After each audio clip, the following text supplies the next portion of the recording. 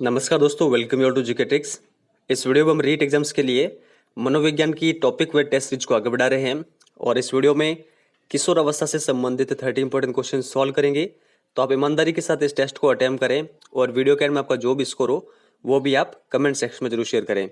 इससे पहले हमने विकास के सिद्धांत, शेषावस्था और बाल्यावस्था से संबंधित भी 30 इंपॉर्टेंट क्वेश्चन सॉल्व किए हैं।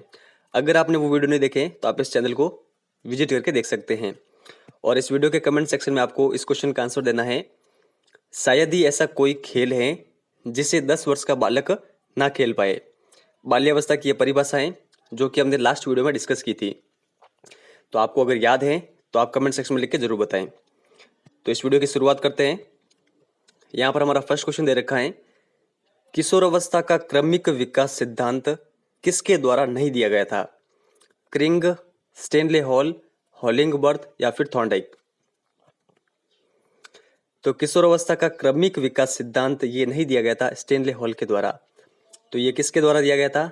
3 लोगों का नाम आप ध्यान रखिए, क्रिंग, हॉलिंगबर्थ और थॉर्नडाइक। कंटेस्टली आप ये ध्यान रखिएगा। किशोरावस्था का क्रमिक विकास सिद्धांत क्या कहता है? ये कहता है कि विकास धीरे धीरे होता है, ना कि अकस्मात तेज गति से। विकास तेज गति से नहीं होता है, विकास हमेशा धीरे धीरे होता है। किस सिद्धांत के अनुसार? तो क्रमिक विकास सिद्धांत के अनुसार। और आप इन तीनों का नाम भी आप कंटेस्टली ध्यान रखिएगा। फिर नेक्स्ट आगे देखते हैं। ये क्वेश्चन पिछली बार रेट एग्जाम में पूछा गया था। किशोरावस्था की ऐसी आदत जिसमें खुद को भूखे रखने की प्रवृत्ति पाई जाती है, ऐसी अवस्था को क्या कहा जाता है? स्वलीनता, डाउन सिंड्रोम, एनोरेक्सिया नर्वसा या फिर डेलीरियम ट्रेमेंस? तो आप बताएं यहाँ पर करेक्ट आंसर क्या होगा? इसका जो करेक्ट आंसर है वो है ऑप्शन नंबर 3, एनोरेक्सिया नर्वोसा। तो आप कंटेस्टली ध्यान रखिएगा, ये क्या है? ये है किशोरावस्था की एक ऐसी आदत जिसमें खुद को भूखे रखने की प्रवृत्ति पाई जाती है। तो आप ध्यान रखिएगा। और एक ये है स्वलीनता। स्वलीनता का भी आप ध्यान रखिएगा, मैंने नीचे मेंशन कर रखा है। ये क्या होती है? दूसरे लोगों से बातचीत करने पर जुड़ने की क्षमता को कम करने संबंधी समस्या है। यानी कोई बालक है वो दूसरों के साथ ना तो अच्छे से बात कर पाता है, नहीं उनके साथ जुड़ पाता है। तो इसी समस्या को कहा जाता है स्वलीनता।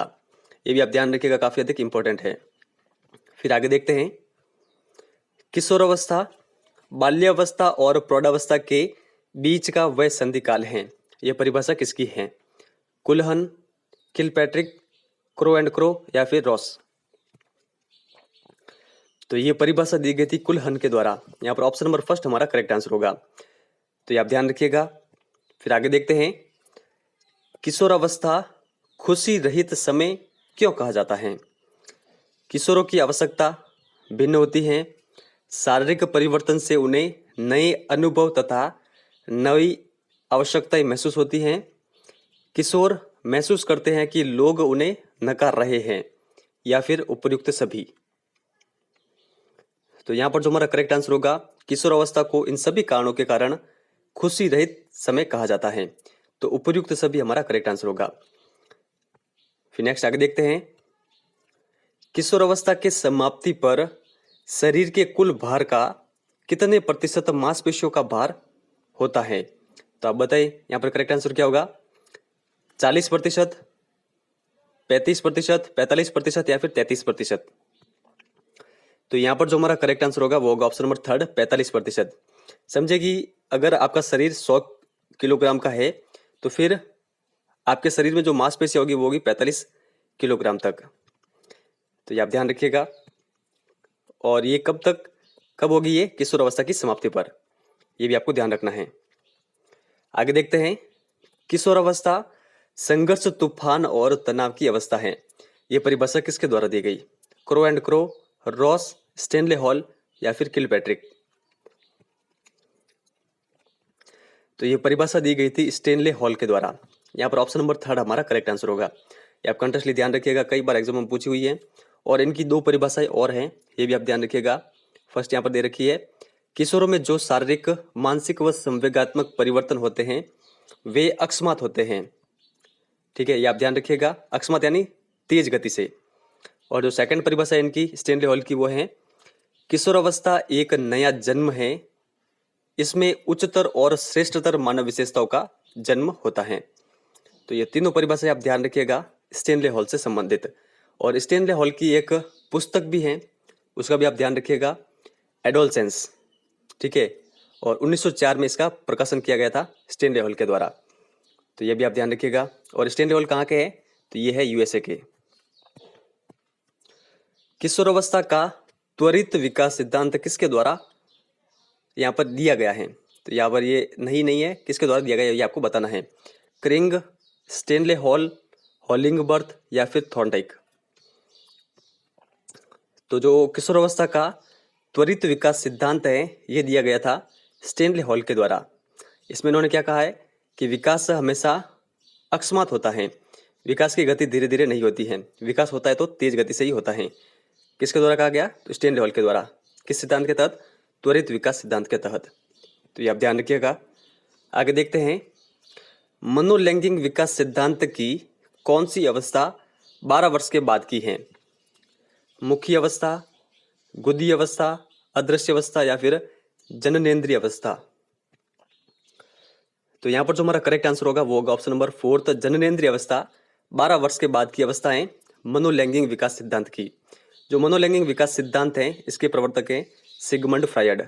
और इस सिद्धांत में जो सिगमंड फ्रायड ने अवस्थाएं बताई है वो बताइए 5 अवस्थाएं। 4 आपके सामने दे रखी है, एक अवस्था होती है लैंगिक अवस्था, ये भी आप ध्यान रखिएगा, लैंगिक अवस्था। तो ये 5 अवस्था बताई थी सिगमंड फ्रायड ने मनोलैंगिक विकास सिद्धांत के तहत। किशोरावस्था जीवन का सबसे कठिन काल है, ये परिभाषा किसकी है? ये क्वेश्चन कई एग्जाम में पूछा हुआ है, आपको सिंपल लगेगी लेकिन ये कई एग्जाम में पूछी हुई है। Stanley hall, Kilpatrick, crow and crow या फिर रॉस। तो यहाँ पर जो हमारा करेक्ट आंसर होगा वो होगा ऑप्शन नंबर 2, किलपैट्रिक की ये परिभाषा है। तो आप इसको आसानी से याद भी रख सकते हैं अगर आपको ये याद नहीं होती है। तो देखिए किशोर अवस्था में आगे आ रहा है की, किलपैट्रिक में भी आगे आ रहा है की, और कठिन काल में कठिन से आप ध्यान रखें क, ठीक है। तो तीनों क से स्टार्ट हो रहे हैं, तो इस तरह आप याद रख सकते हैं।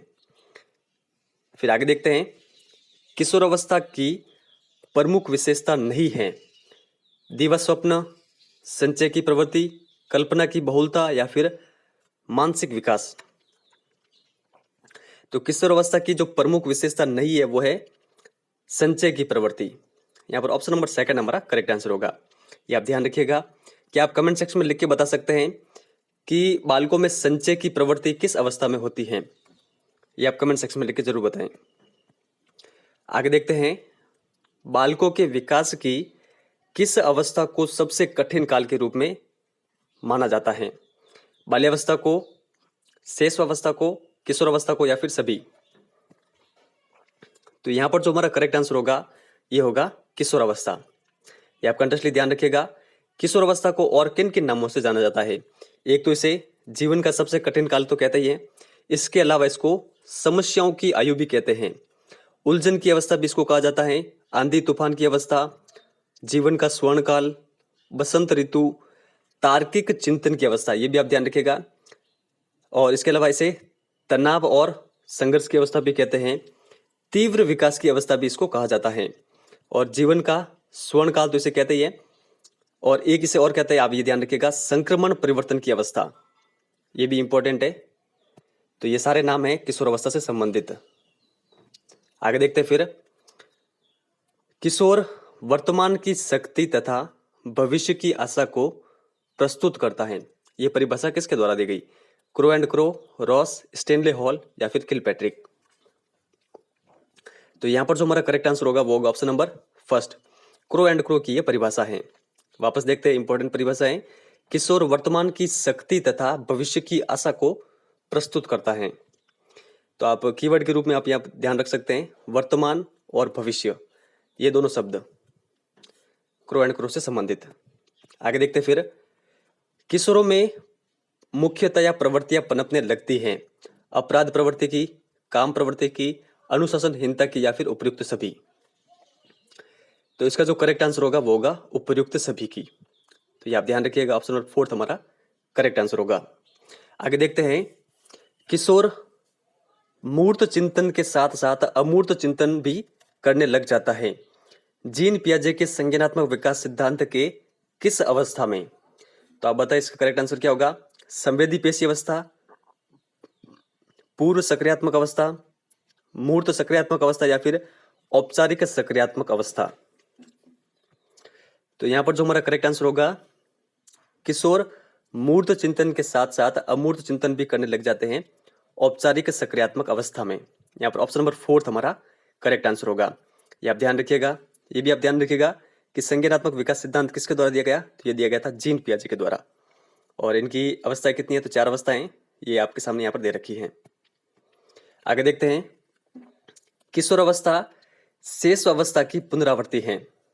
तो ये परिभाषा किसकी है, crow and crow, Ross, Stanley hall या फिर किलपैट्रिक।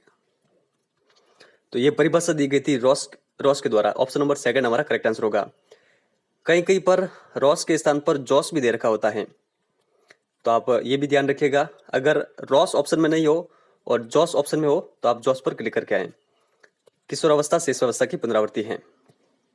आगे देखते हैं, किशोर अवस्था में बालक में 1 मिनट में कितनी बार धड़कन धड़कती है, 72 बार, 85 बार, 100 बार या फिर कोई नहीं।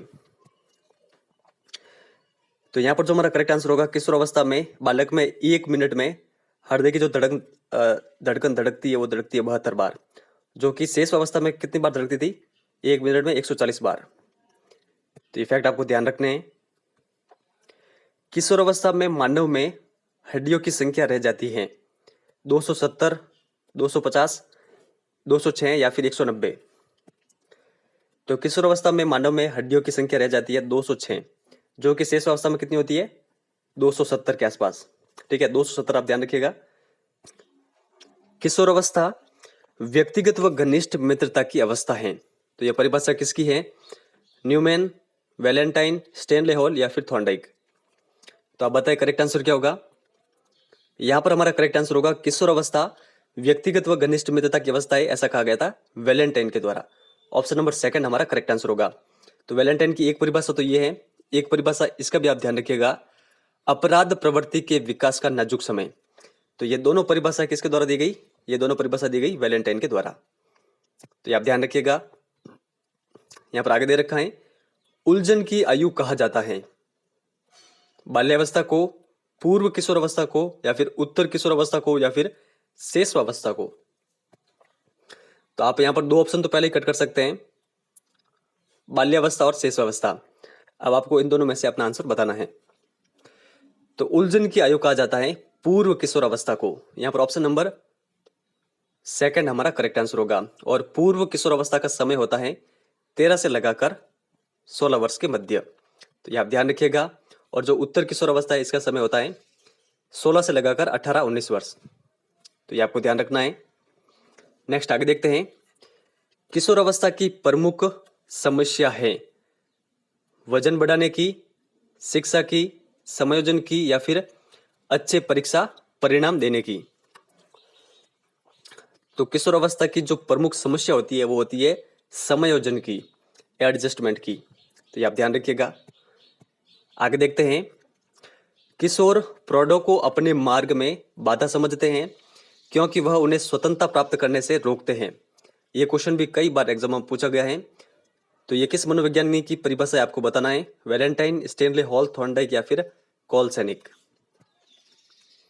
ये परिभाषा दी गई थी कॉलसैनिक के द्वारा। वापस देखते हैं, किशोर प्रौढ़ों को अपने मार्ग में बाधा समझते हैं क्योंकि वह उन्हें स्वतंत्रता प्राप्त करने से रोकते हैं। तो ये आप ध्यान रखिएगा।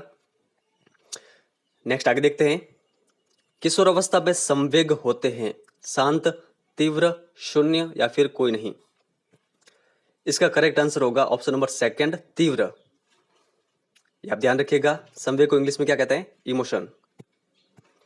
आगे देखते हैं, निम्नलिखित में से कौन सा किशोर अवस्था में सामाजिक विकास का एक लक्षण नहीं है, अपने वय समूह का एक सक्रिय सदस्य होना, विपरीत लिंग के प्रति आकर्षण, मैत्री संबंधों में भारी कमी या फिर विशिष्ट रुचियों में विस्तार। तो आप बताएं यहाँ पर करेक्ट आंसर क्या होगा। किशोर अवस्था में सामाजिक विकास का यहाँ पर लक्षण कौन सा नहीं है, ये होगा ऑप्शन नंबर 3 मैत्री संबंधों में भारी कमी। यहाँ पर इसका 3rd नंबर करेक्ट आंसर है। आगे देखते हैं, किशोर अवस्था वह अवस्था है जिसमें कोई विचारशील व्यक्ति परिपक्वता की ओर आगे बढ़ना शुरू कर देता है। यह परिभाषा किसके द्वारा दी गई? जर्सील्ड, स्टेनले हॉल, थॉर्नडाइक या फिर किलपैट्रिक। तो किशोरावस्था की यह परिभाषा दी गई थी जर्सील्ड के द्वारा। यहां पर ऑप्शन नंबर फर्स्ट हमारा करेक्ट आंसर है। यदि किशोर शिक्षार्थी, अभिभावक एवं शिक्षक द्वारा बार बार तिरस्कार एवं तंग किए जाते हैं तो उससे उत्पन्न होता है हीनता की भावना, मस्तिष्क विकार, भय की भावना या फिर मानसिक अवरोध। तो यहाँ पर जो हमारा करेक्ट आंसर होगा वो होगा ऑप्शन नंबर फर्स्ट। यहाँ पर हीनता की भावना उत्पन्न होगी। ऑप्शन नंबर फर्स्ट हमारा करेक्ट आंसर होगा। आगे देखते हैं। किशोरावस्था आदर्शों की अवस्था है, सिद्धांतों के निर्माण की अवस्था है, साथ ही जीवन का सामान्य संयोजन है। तो ये परिभाषा किसके द्वारा दी गई आप बताएं। तो ये जो परिभाषा दी गई थी ये दी गई थी जीन पियाजे के द्वारा। मैंने 3-4 पुस्तकों से किशोरावस्था की जितनी भी परिभाषाएं बनती है उनको शामिल करके आपके सामने सारी परिभाषाएं मैंने रखी हैं।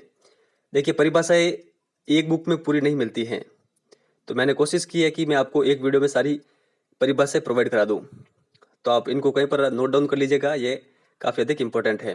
और आपको ये भी ध्यान रखना है कि जो ये परिभाषा है इसमें किशोरावस्था की सारी विशेषता दे रखी हैं। आपसे एग्जाम में पूछ सकता है कि आदर्शों की अवस्था कौन सी है, तो किशोरावस्था। सिद्धांतों के निर्माण की अवस्था कौन सी है, तो किशोरावस्था। जीवन का सामान्य संयोजन, किशोरावस्था। यह परिभाषा किसके द्वारा दी गई, ये आपको ध्यान रखना है, जीन पियाजे के द्वारा। आगे देखते हैं। संवेगात्मक शक्ति का सर्वाधिक प्रभाव किस अवस्था में होता है?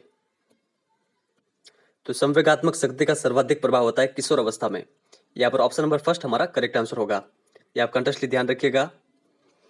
आगे देखते हैं। किशोर अवस्था की विशेषता को अभिव्यक्त करने वाला एकमात्र शब्द है परिवर्तन। ये आप ध्यान रखिएगा, काफी अधिक इंपॉर्टेंट है। परिवर्तन से मतलब शारीरिक, सामाजिक और मनोवैज्ञानिक से होता है, मनोवैज्ञानिक, ठीक है। ऐसा किसके द्वारा कहा गया था? बिग व हेट, टर्मन, बिने या फिर फ्रायड। तो किशोर अवस्था से संबंधित यह परिभाषा दी गई थी बिग व हेट के द्वारा। तो यहाँ पर ऑप्शन नंबर फर्स्ट हमारा करेक्ट आंसर होगा। यहाँ पर आपको कीवर्ड के रूप में केवल एक शब्द ध्यान रखना है, परिवर्तन। तो ये किसकी परिभाषा है? बिग व हेट की। आगे देखते हैं। किशोर अवस्था का आरंभ माना जाता है 15 वर्ष की आयु से, 13 वर्ष की आयु से, 18 वर्ष की आयु से या फिर 17 वर्ष की आयु से। तो यहाँ पर जो हमारा करेक्ट आंसर होगा वो होगा ऑप्शन नंबर सेकंड, 13 वर्ष की आयु से। ये आप ध्यान रखिएगा, ऑप्शन के अकॉर्डिंग सबसे यही करेक्ट है। अगर यहाँ पर 12 वर्ष होता तो फिर आप 12 वर्ष भी लगा सकते थे। तो सामान्यतः जो किशोरावस्था है इसे टीन एज कहा जाता है, ये भी आपको ध्यान रखना है। और इसे 12 से 19 वर्ष के मध्य माना जाता है किशोरावस्था को। आगे देखते हैं। किशोरावस्था में मानसिक उथल पुथल पहुंच जाते हैं अधोपतन की स्थिति में, उच्चतम स्थिति में, विकास की स्थिति में और नकारात्मक रूप में। यह क्वेश्चन सीटेट एग्जाम में पूछा हुआ है, तो आपको इसका आंसर बताना है। तो किशोरावस्था में मानसिक उथल पुथल ये पहुंच जाते हैं उच्चतम स्थिति में। यहाँ पर ऑप्शन नंबर सेकंड हमारा करेक्ट आंसर होगा। तो आपका जितना भी स्कोर रहा है वो आप कमेंट सेक्शन में जरूर शेयर करें। और अगर आप इस वीडियो की पीडीएफ पाना चाहते हैं तो देखिए डिस्क्रिप्शन में मैं आपको, मेरे एक अन्य चैनल है जिसका नाम है ओनली एग्जाम। ओनली एग्जाम का जो सबसे लेटेस्ट वीडियो है उसके डिस्क्रिप्शन में मैं आपको पीडीएफ प्रोवाइड कराऊंगा। देखिए इसका एक ही रीजन है, कुछ लोग ऐसे हैं जो वीडियो को ओपन करते हैं, पीडीएफ को डाउनलोड करते हैं और वीडियो को स्किप कर देते हैं। इससे जो हमारे वीडियोस का जो वॉच टाइम होता है, ड्यूरेशन वॉच टाइम, वो काफ़ी बिगड़ जाता है। तो जो स्टूडेंट एंड तक देखेंगे उन्हें पता चल जाएगा कि पीडीएफ हमें कहाँ से मिलने वाली है। आपको केवल जो नीचे डिस्क्रिप्शन में दे रखा है ओनली एग्जाम चैनल की लिंक, उस पर क्लिक करें और जो लेटेस्ट वीडियो है उस पर आपको वो वीडियो ओपन करना है, उसके डिस्क्रिप्शन में आपको पीडीएफ मिल जाएगी। अदरवाइज आप अगर टेलीग्राम चैनल पर जुड़े हुए हैं तो टेलीग्राम चैनल पर भी आपको इसकी पीडीएफ मिल जाएगी। तो फ्रेंड्स इस वीडियो में इतना ही है। अगर वीडियो आपको अच्छा लगा हो तो लाइक और शेयर जरूर करिएगा। धन्यवाद।